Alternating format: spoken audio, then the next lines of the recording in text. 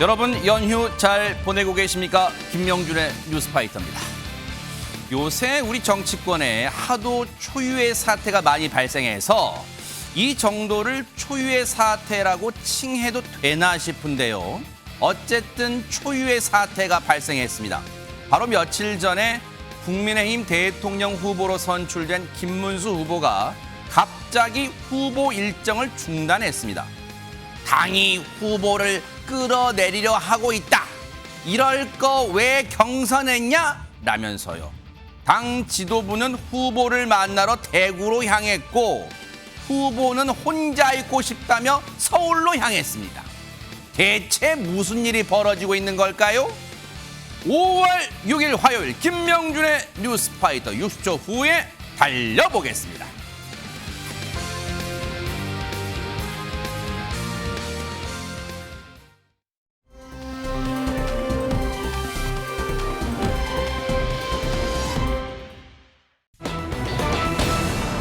아니 심수봉 씨의 사랑밖에 난 몰라 그건 알지만 조영남 씨가 사랑 없이 못 산다는 무슨 말이에요 이게? 사랑 없인 난 못 살아요. 뭐 그 노래도 있네요. 네, 히트곡이잖아요. 잘 불렀는지 모르겠어요. 네, 조영남 씨 히트곡 사랑 없인 난 못 살아요처럼요. 네. 조영남 씨 참 사랑을 좋아하시잖아요. 근데 이 곡이요. 작곡은 조영남 씨 했는데 작사는요. 앞부분은 김한길 씨.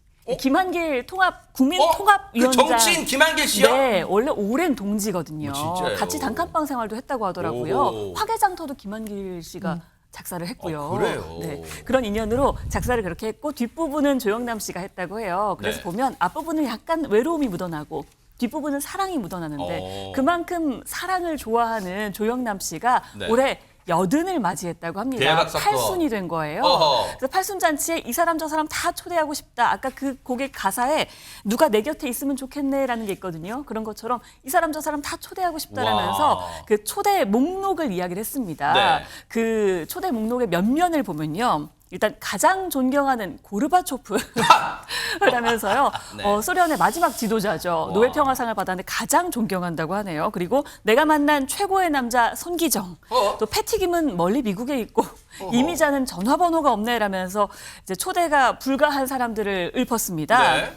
그 외에도요, 뭐 피카소, 잔이윤 네? 다 얘기를 했는데요. 네. 이미 세상을 떠난 사람들도 이렇게 많은데 이걸 어떻게 부르냐? 그러니까 내 생일이니까 내 마음대로 할 거다라고 소리쳤다고 합니다. 아니 그러니까 내 자신의 생일이니까 자신의 마음대로 하는 건 좋은데 지금 명단을 쭉 보면 거의 올 수 없는 사람들도 뭐 연락처도 없는 사람들이 많아요. 그렇다면 팔순잔치 혹시 아무도 안 온 거 아니에요? 영상 만나보시고 이어가 보도록 하겠습니다. 남궁옥군. 사랑 누가 말했나. 성미야, 웬일이야? 성미야. 언니. 옥군아, 생일날이니까 또 와야 된다. 유라야, 나 조영남인데 4월 2일이 내가 80되는 날이야. 알아. 근데 4월 2일이 우리 아버님 94번째 생신이야. 어르신은 섬겨야지. 경실아, 너 4월 2일 저녁에 뭐 해? 일이 없어도 바빠. 4월 2일 날 형 생일이야. 나 부산에서 공연 있어. 4월 2일 안 되나? 너 왜 안 되냐면은 무릎 아프다가 목 아프다가 허리 아파가지고 지금 그냥 낑낑매고 있어. 명수 전화해야지. 용수야 배틀하려고? 허락도 없이 지금 세 번째 지가 먼저 그러니까. 왔어. 나쁜. 엄영수로 바꿨어요. 저기 이름이 이상해서 결혼을 여러 번 하는 것 같아서. 아저씨도 조영남이니까 조용남으로 바꿨어요. 시간 돼요? 아, 시간을 내야지. 와야지, 새끼. 얘는 와야지, 얘는. 지금 뭔가 전화번호부를 다 휴대전화에 이름이 있는 그걸 다 검색해서 웬만한 네로라는 이 스타들 친구들한테는 연락을 해보는 것 같은데 아니 팔순잔치 거의 안 올 것 같은 다 이유가 있어요. 못 온다는 이유가. 파티 준비부터 쉽지 않았다고 합니다. 보신 것처럼 이 조영남 씨는 엄영수 씨한테 전화할 때는 전화하기도 전부터 아니 나한테 허락도 안 받고 세 번째 결혼을 했다면서 질투 아니냐 질투를 보이기도 했는데 네. 그랬더니 옆에 있던 이성민 씨 엄영수 씨도 이름이 이상해서 결혼 여러 번 하나 싶어서 엄용수에서 엄영수로 개명을 했으니까 조영남 씨도 조영남에서 조용남으로 개명하라면서 농담을 건네기도 했습니다. 조영남 씨가 왜 이런 반응을 보이냐? 사랑 없이는 못 산다고 했지 않습니까? 네. 아직도 세 번째 결혼에 대한 꿈을 품고 있기 때문입니다. 진짜예요?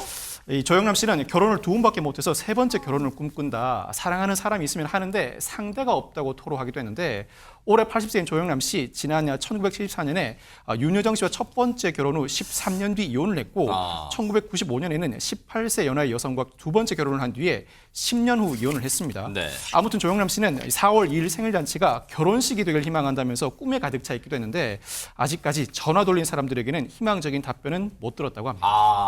그래도 명색이 조영남 씨, 그리고 조영남 씨가 누굽니까? 그 유명한 화개장터, 전라도와 경상도를 가로지면서 동서화합의 앞장선 주인공인데 그래도 많이 오셨을까요? 영상 마저 보시고 이어가 보도록 하겠습니다. 많은 분들이 이렇게 와주셔서 오늘 이분들 말씀은 꼭 들어야 되겠다 싶어서요. 영남이 형 장수하십시오. 앞으로는 밥값하고 사시기 바랍니다.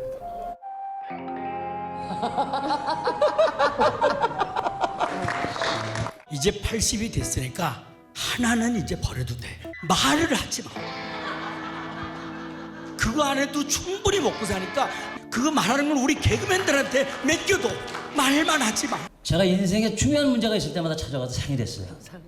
도움이 됐니? 그래서 이 형님이 결혼하면 결혼하고 이혼하면 또 따라서 하고 그래가지고 지금 이 지경이 된 겁니다. 세 번째는 내가 먼저 결혼했어요. 네, 주도적으로 먼저 결혼했더니 그 규칙을 위반하고 왜 먼저 결혼하냐고. 한 60을 못 넘길 줄 알았어요. 근데 오래오래 살아 계신 게 미인 박명이라는 그게 맞는 것 같아요. 저를 자꾸 여자로 보셔가지고 은밀하게 24번째 여자친구로 부동산의 일부를 저에게 증여한다라는 약속도 좀 해주셨어요. 죽을 때까지 산다는데 오늘일지도 몰라. 아마 오래 사실 거라고 생각해요. 왜냐면 욕도 많이 먹었고, 예. 그리고 앞으로도 많이 먹을 거기 때문에. 지금 많은 스타분들이 이 조영남 씨의 절친분들이 축사를 팔순잔치 축사를 해주셨는데 김현희 평론가님 우리의 상식적으로 알고 있는 축사와는 상당히 거리가 있어요 지금. 원래 조영남 씨가 그 곁에 있는 분들이랑 항상 저런 식으로 대화를 하시거든요. 젊었을 때부터. 그러니까 좀 엉뚱하게 보일 수도 있지만 네. 삶의 방식이 늘 그래 왔습니다. 그러니까 찐친들이기 때문에 너무나 그 삶을 잘 알고 또 어떤 스타일인지를 잘 알기 때문에 서로가 저렇게 격이 없이 네. 얘기를 주고받아도 허물이 전혀 되지 않는 그런 관계가 아닐까라는 생각이 드는데요. 네. 이렇게 또 많은 분들이 모여가지고 주로 후배들이 많긴 하지만 축하를 해줬기 때문에 본인이 이제 마이크 잡고 그대 그리고 나 노래도 부르고 또 같이 이제 노래도 부르고 또 마이크 잡고 본인이 고맙다 뭐 이런 요지의 얘기도 하기도 했습니다. 네. 이제 그러면서도 사실 뭐 이성민 씨도 욕 많이 먹어서 오래 사실 거다라는 얘기를 했지만 본인이 스스로 싫은 소리를 들을 만한 얘기를 또 많이 하잖아요. 네. 그러니까 이날도 그런 얘기를 빼놓지를 않았습니다. 사실 많은 분들이 그 이제 전에 뭐 결혼 생활 하신 거 다 알지만 윤여정 씨 얘기하는 거 별로 안 좋아하잖아요. 네. 근데 본인이 이제 가수로서 긴 여정을 살아왔다. 네. 윤여정 아니고 긴 여정. 거기에 그걸 왜 넣어요 또? 그런 얘기를 또 하기도 했고요. 나름 개그라고 생각했나 봐요. 그렇죠. 네. 그런데 본인이 이제 목표가 앞으로 82세 넘겨서 사는 것. 거기다가 이제 예쁘고 똑똑하고 착한 내 딸과 함께 사는 게 내 목표다. 그 일찍이 이제 입양을 했었잖아요. 네네. 그래서 이제 그 친구도 굉장히 이제 나이가 많이 들었어요. 그런데 이제 항상 아빠 곁을 지켜주고 하니까 앞으로 그 딸과 함께 알콩달콩 살아가는 게 아마 가장 큰 목표가 아닐까라고 생각이 됩니다. 어제는 저렇게 오붓하게 많은 분들이 모여 축하를 해드렸는데 보통 저런 팔순잔치 가면 축의금 내잖아요. 그러면 뭔가 답례로 전예현 평론가님 조영남 씨도 뭔가 답례품을 준비했을 거 아니에요? 그렇죠. 하객들에게 음식만 대접한 게 아니라 특별한 답례품이 있었다고 하는데 조영남 씨가 좀 이벤트를 좋아하는 것 같습니다. 우리 왜 행운권 추첨하는 방식을 적용했다라고 해요. 네. 오신 하객들이 생일 파티 시작 전에 이제 하나씩 번호표를 미리 뽑고 있다가 조영남 씨가 직접 번호를 뽑아서 선물을 줬다라고 합니다. 와. 자, 행운의 주인공 3명인데 지금 보이시죠? 3등 코미디언 김지선 씨인데 야. 상품이 근데 이제 책입니다. 조영남 씨의 책은 저서 3권 담겨 있었다고 하는데 네. 그래서 김지선 씨 아이디어가 좀 읽지 않았을까 이렇게 추측이 되고요. 네네. 자, 2등의 주인공 네. 유명하신 분입니다. 세시봉 멤버이고 가수 송창식 씨였는데 네. 근데 송창식 씨 굉장히 솔직하게 이거 누더기 아니야. 근데 사실 누더기가 아니라 조영남 씨가 가장 아끼는 자켓이라고 그래요? 합니다. 자, 그리고 대망의 1등. 일단 상품이 궁금한데 조영남 씨가 직접 그린 그림인데 이 화투나무 그림 굉장히 유명하죠. 그렇죠, 그렇죠. 화투 그림. 시가로 계산하면 6천만 원 정도 추정이 진짜요? 된다고 합니다. 저걸 대그렸어요, 진짜? 그렇습니다. 굉장히 큰 대작인데 누가 받았을까? 이상민 전 국회의원이 그 행운의 주인공이었다고 합니다. 참석했네요. 이상민 전 의원님 이제 모습이 보이고 있는데 네. 이분의 또 소감이 굉장히 특별합니다. 내가 작년에 국회의원 떨어져서 시름 속에 있었는데 기사회생하는 것 같다. 이렇게 유머를 곁들인 소감을 전했다고 합니다. 네. 어쨌든 뭐 아까 보시면 지인들이 너무 솔직한 거 아니야 싶을 정도로 덕담이 오갔지만 이렇게 왁자지껄 즐거운 분위기 속에 파티가 마무리되었다고 하네요. 그래요. 팔순 잔치에 걸맞게 정말 많은 분들이 정말 축제처럼 즐겼던 그런 기분 좋은 상황 아니었나 생각하고요. 앞으로도 구순 잔치도 뉴스파이터 미리 한번 기대를 해보도록 하겠습니다. 멋졌습니다.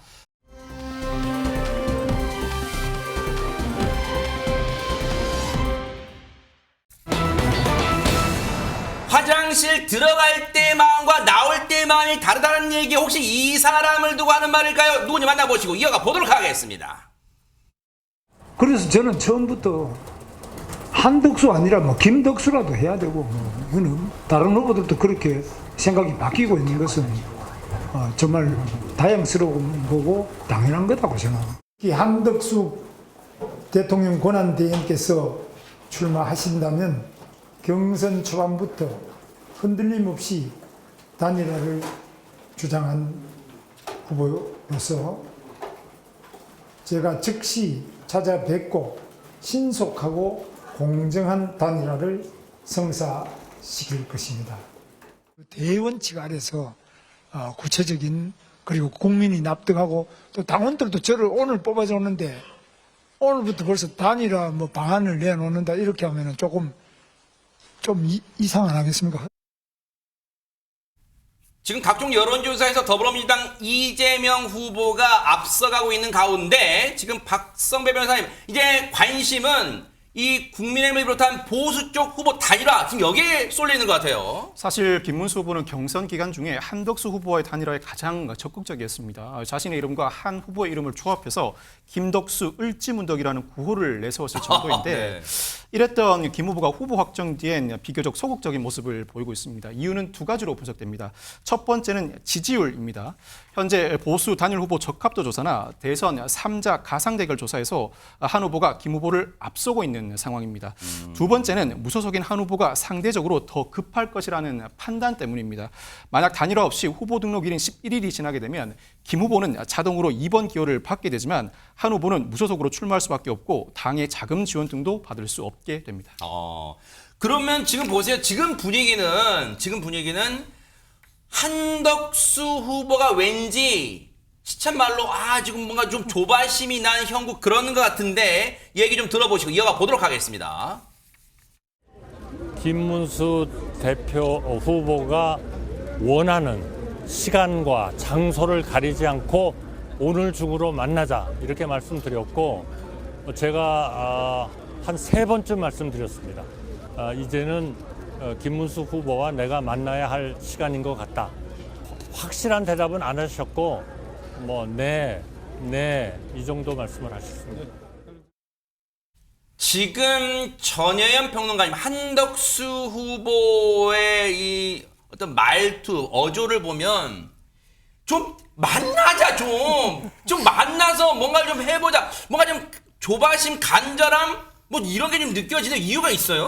있습니다.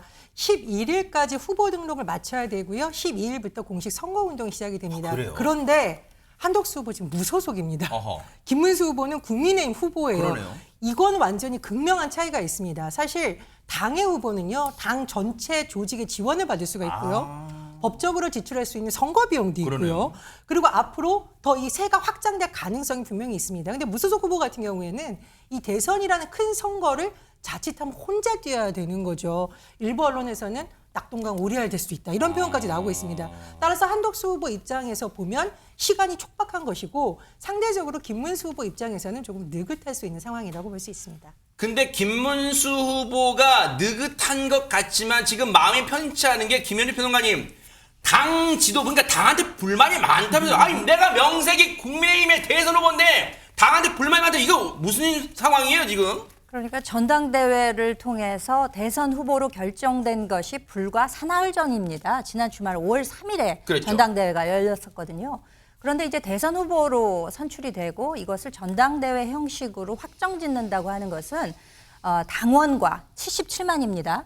그리고 국민 여러분들의 여론조사를 통해서 본인이 대선 후보로 확정되는 그런 어떤 민주적 정당성을 가지고 있는 거거든요. 그래서 일단 대선 후보가 되게 되면 국민의힘 당헌에 따라서 당무 우선권이라는 것을 갖게 됩니다. 그러면 현 비대위 체제에서도 비대위원장이나 원내대표보다 우월적 지위에 있게 되고 이후에 선거 관리에 있어서 본인이 모든 것을 지시할 수 있는 이런 입장에 처하게 된 것이거든요. 그런데 사실 얘기를 듣고 보니 전당대회가 있고 나서 한 2-3시간 이후에 김문수 후보가 캠프로 돌아왔다고 하는데 그때 벌써 당 지도부에서 와서 단일화에 관해서 일자를 못 박으면서 이거 빨리 해야 된다라고 얘기를 했다고 합니다. 그러니까 김문수 후보 입장에서는 내가 이제 막 선출이 됐는데 숨 돌릴 틈도 없이 단일화 얘기를 하는 것이 이게 과연 맞느냐. 아까도 보셨다시피 지금 그 한덕수 후보의 경우에는 뭐 어떤 경우에라도 다 맞춰줄 것처럼 이야기를 하고 그렇죠. 있기 때문에 지금 김문수 후보 입장에서는 본인이 당무 우선권을 가지고 있고 내가 선출된 대선 후보인데 네. 나에게 왜 이렇게 당에서 밀어붙이기 식으로 압박을 하느냐라고 하고 있고 또 특히 그 인사권도 가지고 있습니다. 그래서 이 선거 관리를 책임져야 하는 사무총장에 지금 기존에 있었던 본인 캠프의 장동혁 의원을 경질을 하려고 했는데 사실 장동혁 의원이 고사를 하는 형식을 통해서 본래 있던 이양수 의원이 그대로 자리를 지키게 됐어요. 그러니까 이것도 굉장히 불만인 상태. 그러니까 이양수 사무총장의 경우에는 어제 공식적으로 당 후보의 말 같듯이 당헌 당규 위에 있을 수 없다. 이런 식으로 또 강하게 압박을 하고 있기 때문에 지금 그 대선 후보로 선출된 김문수 후보와 당의 입장 또 한덕수 후보의 입장이 팽팽히 맞서고 있다고 할 수 있겠습니다. 시청자분들이 들으시면 희한하잖아요. 시참말로 희한한 상황이 벌어지고 있는 거잖아요. 보세요. 민주당은 이재명 후보를 중심으로 지금 메머드급 선대위가 출범해가지고 일사불란하게 착착착 한단 말이에요. 지금도 막 경청도 하고 있잖아요. 근데 보세요. 국민의힘은 대선 후보가 선출되는데 당이 이제 당 후보를 도와서 열심히 선대위를 꾸려보고 열심히 하겠습니다. 이렇게 한 게 아니라 뭔가 압박을 가해요. 권영세 비대위원장 얘기 좀 들어보시고 이어가 보도록 하겠습니다. 김문수 후보님께서 스스로 하신 약속을 다시 한번 기억해 주셨으면 합니다. 단일화에 대한 확실한 약속, 한덕수 후보를 먼저 찾아보겠다는 약속, 그 약속을 믿고 우리 당원들과 국민들은 김문수 후보를 선택했습니다. 이제 와서 그런 신의를 무너뜨린다면 당원과 국민을 배신하는 것이고 우리 국민들도 더 이상 우리 당과 우리 후보를 믿지 않게 될 것입니다. 목표한 시한 내에 대통령 후보의 단일화에 실패한다면 저는 당연히 이에 대한 책임을 지고 비대위원장을 사퇴할 것입니다. 아니 지금 대선 후보도 아닌 보세요. 당을 그야말로 비상적으로 책임지고 있는 비대위원장이 오히려 배수인을 치고 나선 거예요. 이거 단일화 한덕수 무소속 후보랑 단일화하겠다는 약속 안 지키면 나 진짜 비대위원장 사퇴가 배수인 칠 거야? 아니 근데 지금 희한한 상황. 여러분 보세요. 당의 대선 후보가 선출된데 그 즉시 그 무슨 저기 뭐 시참말로 펜 잉크가 마르기 전에 빨리 지금 한덕수 후보랑 단일화하세요. 약속 지키세요. 지금 이거 뭐예요 지금? 아직 당선증도 못 받았기 때문에 잉크 마를 일도 없었던 그러네요. 것 같습니다. 그러니까 당과 묘하게 지금 갈등적 요소, 우리가 지금 헌정사에 있어서 이런 경우도 아마 처음 관측되는 이런 그 광경이 아닌가라는 생각이 드는데요. 네. 사실상 그 김문수 후보의 경우에는 경선 과정 중에서도 본인이 단일화를 굉장히 신속하게 진행할 것이다라는 것을 일종의 공약사항으로 걸고 당원들의 이제 선택을 받았다고도 할 수 있을 텐데 이제 본인이 지난한 경선 과정을 거쳐왔잖아요. 네. 기탁금도 3억을 냈습니다. 그런데 지금 현재 그 한덕수 후보의 경우에는 당 외부에 있는 분이기 때문에 김재원 비서실장의 말에 따르면은 1,000원도 당에 낸 적이 없는 사람이다. 지금 이렇게 얘기를 하고 있거든요. 근데 이제 당의 입장에서는 단일화를 목표로 하고 있기 때문에 지금 후보 등록 기간이 10일과 11일 양일간에 있게 됩니다. 네. 그러면 그 이튿날 12일부터는 공식 선거운동 기간이 시작이 됩니다. 아하. 그러면 공식 벽보를 다 붙이게 되고요. 오. 기호도 부여받게 되고요. 아까 박성배 변호사님도 말씀하셨지만 당의 그 돈, 그러니까 수백억에 이르는 선거 자금도 지원을 받게 되는 것이기 때문에 이에 대해서 아주 굉장히 대척하게 되는 이런 입장에 지금 처해 있는 것입니다. 그래서 지금 당에서는 권영세 비대위원장이 내일 당원들의 의견을 물어서 여론을 살피겠다. 뭐에 대한 의견? 단일화에 대해서 어떻게 생각하고 있는가에 대한 당원들의 의견을 묻겠다는 거예요. 그런데 이걸 해보나 마나 지금 한 7, 80% 이상의 당원들이 단일화는 꼭 필요하다라고 기존의 여론조사를 통해서 밝혀진 바가 있기 그래요? 때문에 네. 이 단일화에 대해서는 당원들의 그 열망은 상당히 높다고 할 수 있고 지금 당의 입장에서는 어떻게 해서든지 단일화는 이루어져야 된다. 그리고 그것이 반드시 시한 11일 이전에 이루어져야 된다라고 주장을 하고 있습니다. 아니 그러면 보세요. 박주희 변호사님 지금 모양새는 김문수 후보를 압박해요. 빨리 지금 단일화하세요. 오히려 지금 한덕수 후보와 느긋한 여유 있는 미소를 지을지도 모르는데 그러면 지도부는 이러는데 당 의원들은 어떤 반응이에요 지금? 사실 이런 지금 내부의 갈등이 지도부뿐만 아니라 의원들까지도 사실 번지고 있는 모양새인데요. 국힘 3선, 4선 중진 의원들이 단일화를 하라면서 촉구하는 성명을 내기도 했고요. 심지어 후보직 사퇴를 하라는 목소리도 나왔습니다. 윤희수 여의도 연구원장 같은 경우는 단일화할 마음이 없으면 후보직을 내려놔라 이렇게 강경한 목소리를 내놨습니다. 거기다가 김문수 후보 캠프 내에서도 좀 다른 목소리가 나왔는데요.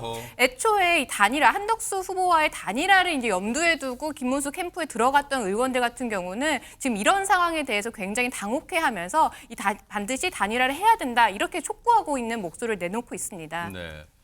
저 영상 부처님 어제 부처님 오신 날 때 같이 대선 후보들 쫙 모여 있는 모습 나왔습니다만 그런데 보세요. 이담 아나운서. 지금 김문수 후보 입장에서는 속이 부글부글 끓을 거 아니에요. 아니 당의 대선 후보를 이렇게 대접해? 근데 지금 어디가 있습니까 지금? 그러니까 원래 김문수 후보가요. 오늘과 내일 1박 2일 일정으로 영남 지역에서 유세를 할 예정이었습니다. 그래서 오늘 경북 영덕, 포항, 경주 그리고 대구 유세 예정이었는데 그렇기 때문에 한덕수 예비 후보가 이제 대구로 내려갈 예정이었어요. 그러니까 대구에 가서 이제 만찬에 함께 참여를 해서 함께 단일화대에서 얘기하고 만나는 모습을 보여주려는 거였겠죠. 답답하니까 내려가려고 했나 보네 직접. 네, 그리고 국힘 지도부도요.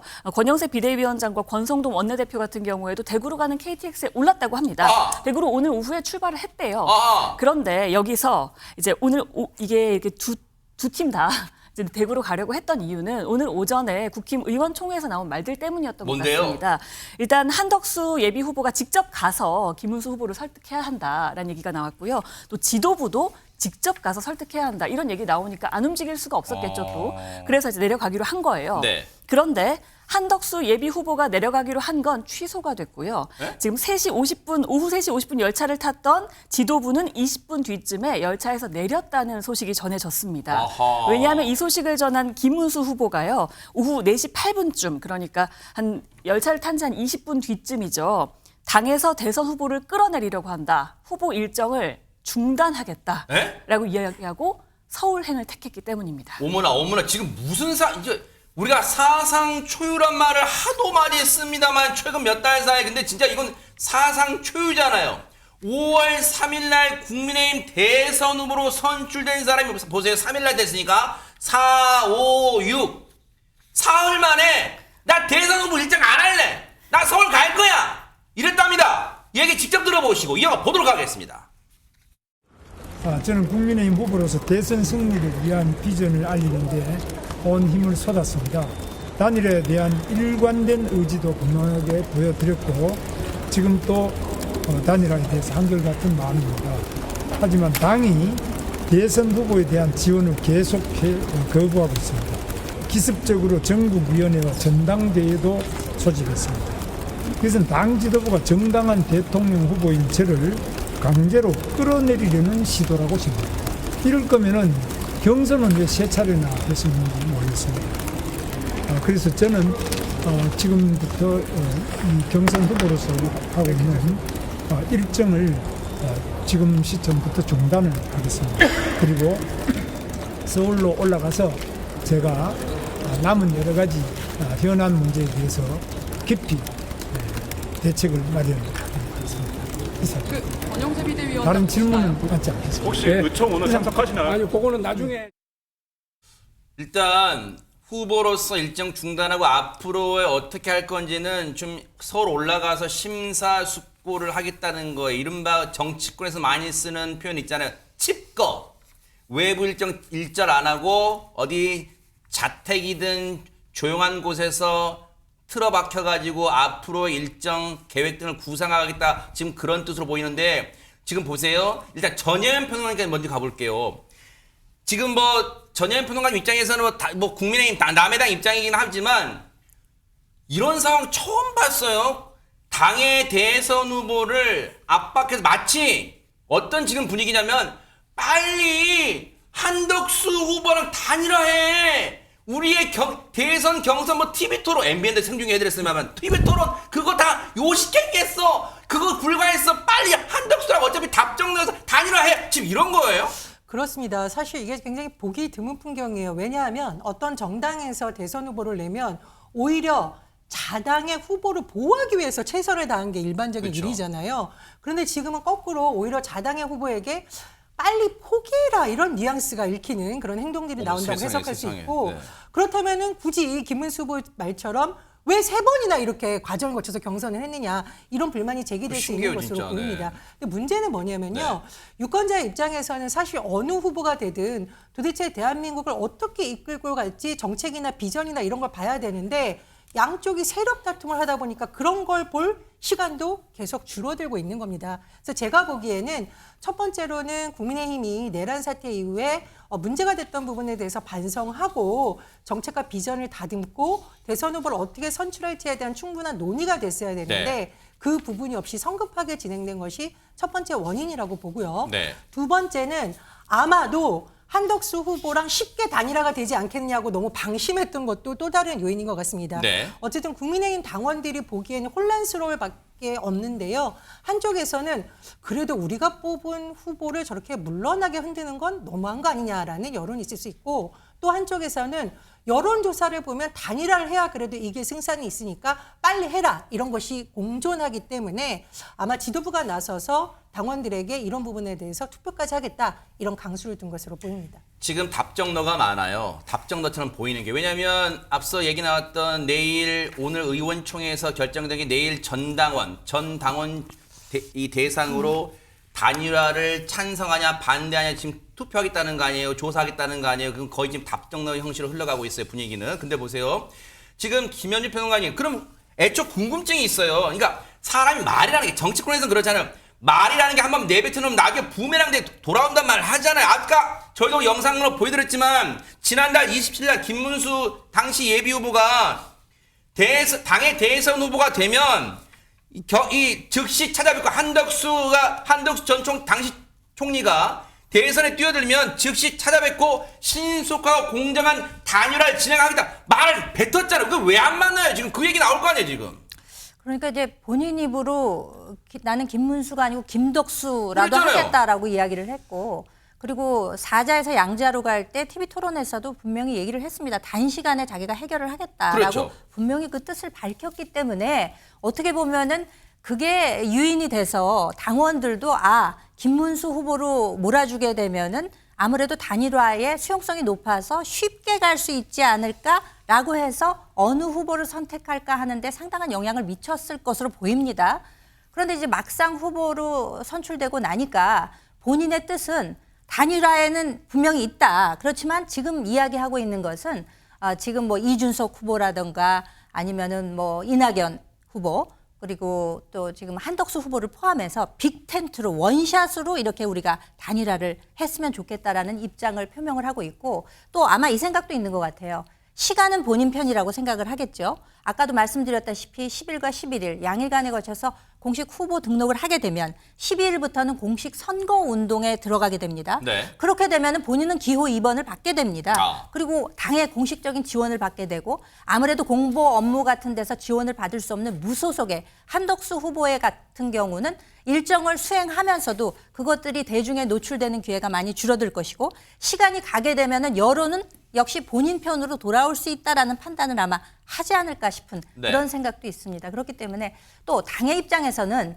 지금 현재 10일과 11일에 걸쳐서 전당대회를 의제는 추후 공지하겠다고 하고 일정만 지금 잡아놨어요. 그 뜻은 무엇인가 하니 만약에 단일하게 성사되게 되면 지금 그래서 김문수 후보가 아닌 한덕수 후보가 결정이 되게 되면 그 전당대회를 통해서 그 최종 후보를 추인하는 절차를 거쳐야 되거든요. 그러니까 아무래도 단일화를 11일 이전에 시행을 하면서 만약의 경우에는 추인 절차까지를 마무리하는 것까지 염두에 두고 있기 때문에 지금 사실 김문수 후보나 한덕수 후보나 당의 입장이 아주 묘하게 돌아가는 것이 아닌가 이렇게밖에는 해석이 되지 않습니다. 근데 보세요.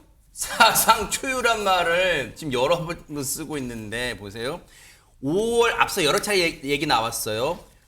6월 3일 대선인데 5월 10과 11일 이틀에 걸쳐서 후보 공식 대선 후보 등록 기간이에요. 그럼 보세요. 오늘이 5월 6일이죠. 5월 6일인데 오늘 거의 해 다 저물었죠. 그럼 오늘 뭘 못해요. 그죠? 그럼 뭐 내일 7일, 8일, 9일, 10일, 한 10일까지 친다고 쳐요. 전혀 별로 나흘 남았어요. 나흘. 지금 민주당 입장에서는 여유로운 웃음 짓고 있을지도 모르겠어요. 민주당은 절대 다른 상황에 대해서 웃거나 지금 할 틈이 없습니다. 겸손합니까? 네네. 저희는 경청 투하하면서 민생 살리고 국민 통합하자는데 일단 네. 주목하자는 건데 다만 제가 말씀드렸듯이 결국 국민의힘에서는 한쪽에 양보를 하는 식으로 단판을 짓거나 빨리 여론조사를 해서라도 후보 단일화를 해야 된다라는 조바심이 있을 수밖에 없다라고 합니다. 네. 한쪽에서는 그냥 기호 2번을 달고 후보를 띄고 한쪽은 무소속 후보로 한다면 현재의 여론조사의 흐름 추이를 봤을 때는 이제 표가 분산될 수 있다라는 전망을 할 수밖에 없기 때문에 지금 권영세 비대위원장이 네. 단일화 안 되면 본인이 사퇴할 수도 있다라는 식으로 배수진을 친 것으로 보여요. 네. 그런데 우리 김현수 평론가님이 잘 짚어주셨듯이 김문수 후보 입장에서는 선뜻 단일화에 응할 의사가 없는 것으로 보입니다. 굉장히 감정이 상한 것으로 보이는데 글쎄요. 결국은 국민들이 이것을 어떻게 보느냐에 따라서 앞으로의 대선 향방도 달라질 것으로 보입니다. 박성배 변호사님. 아마 그런 불안감이 깔려 하도 지금 단일화 압박하는 데에는 그런 불안감도 깔려 있을 수 있다고 봐요. 즉 보수 측에서는 범보수 측에서는 후보가 분산 여러 명 나오게 되면 다수 후보가 나오게 되면 대선 필패. 제가 쓰는 표현이 아니고 언론들이 쓰는 표현이니까 그냥 여러분 새겨드리세요.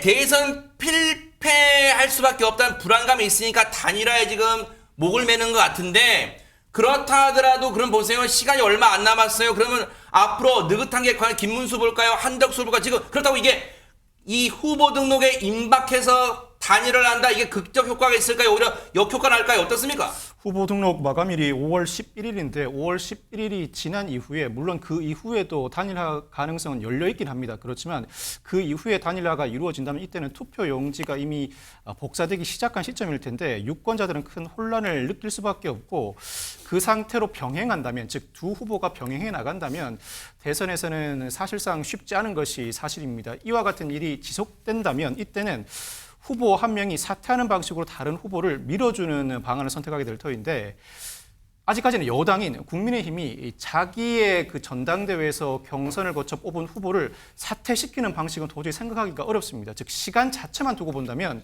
김문수 후보에게 유리하다고 할 수 있고 현재까지 지지율 조사에서 일부 불리한 국면이 흐르고 있지만 시간이 흐름에 따라서 자신에게 유리한 형국이 형성될 것이라는 믿음을 가지고 있는 것 같습니다. 결코 쉽게 조만간의 단일화에 응하지는 않을 것 같습니다. 아하.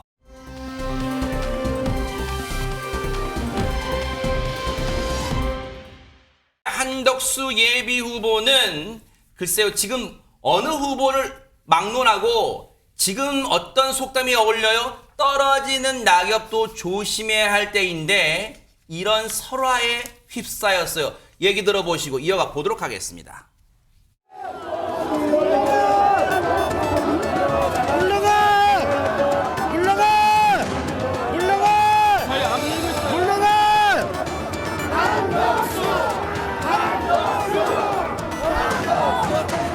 소란스럽지만 5.18 민주화 영령들을 증오하며 묵념하겠습니다.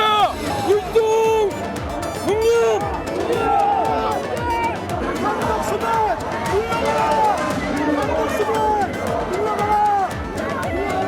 여러분 조용해 주세요. 저도 호남 사람입니다. 우리 서로 사랑해야 됩니다. 우리 5.18 영령들의 가슴이 아픕니다. 저도 호남 사람입니다. 여러분.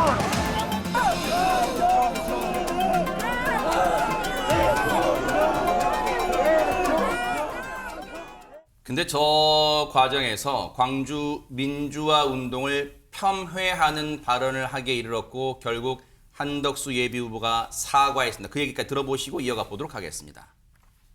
그래서 제가 호남 사람이기 때문에 그러한 문제를 더 아프게 느낀다 하는 말씀을 제가 드리는데 제가 그거는 송구스러운 말씀을 한 것 같습니다. 이후 여하를 막론하고 그런 표현을 한 것은 국민들과 광주 시민께 정말 송구스럽다 하는 말씀을 드리고요. 악재를 만난 셈인가요? 어떻습니까? 일단은 한덕수 전 총리가 5.18 광주 묘역을 참배하려는 것 자체에 대해서 광주 시민들이 반기는 분위기가 아니었습니다.